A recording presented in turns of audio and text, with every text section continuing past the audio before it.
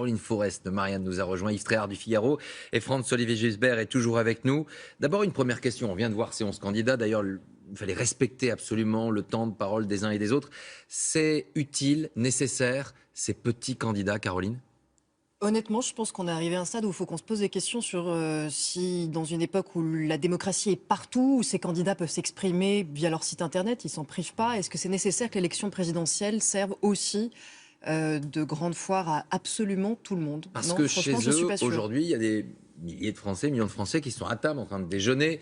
Il y a une question qui revient tout le temps, Yves Tréhard, c'est mais comment ils ont obtenu ces 500 signatures? Ils ont obtenu parce que ça fait très longtemps qu'ils traversent les campagnes, ils ont des relais, ils s'y prennent depuis très très longtemps. Vous savez, il y a quelqu'un comme Asselineau, ça fait 2 ans ou 3 ans qu'il travaille. Et puis vous en avez d'autres comme Lassalle, qui est un député, Oui. qui connaît bien son terrain, qui a fait le Tour de France d'ailleurs. Et je pense que quand il a fait le Tour de France, il avait déjà l'idée d'être candidat à la présidentielle. Et là, vous avez des élus, notamment des maires de petites communes, qui n'ont pas vraiment de sympathie ni d'élan pour les grands candidats et qui vont vers des petits candidats parce que, ils estiment que c'est comme ça que la démocratie vit. Moi, je suis pas d'accord avec Caroline.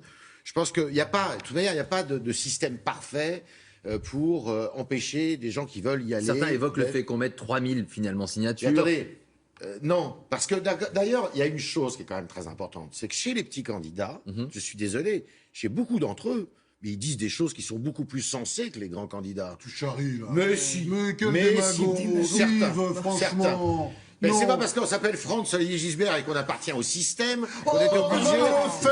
le monsieur du Figaro, le monsieur du Figaro, l'éditorialiste ne rend pas comment il me parle. Qu'on est obligé de dire ça. Mais je suis désolé, vous prenez des petits. Regardez, la mode de cette campagne, ça a été quoi? Ça a été une espèce de souverainisme, d'interrogation sur la place de la France dans le monde. C'est exactement le thème central de cette campagne. Je suis désolé, vous prenez ce que dit Asselineau, vous prenez ce que dit Monsieur Dupont-Aignan. Eh bien, je suis désolé, vous n'êtes pas loin de Le Pen, vous n'êtes pas loin de Mélenchon. Si on peut dire ce qu'on pense sans vouloir juste plaire à certains.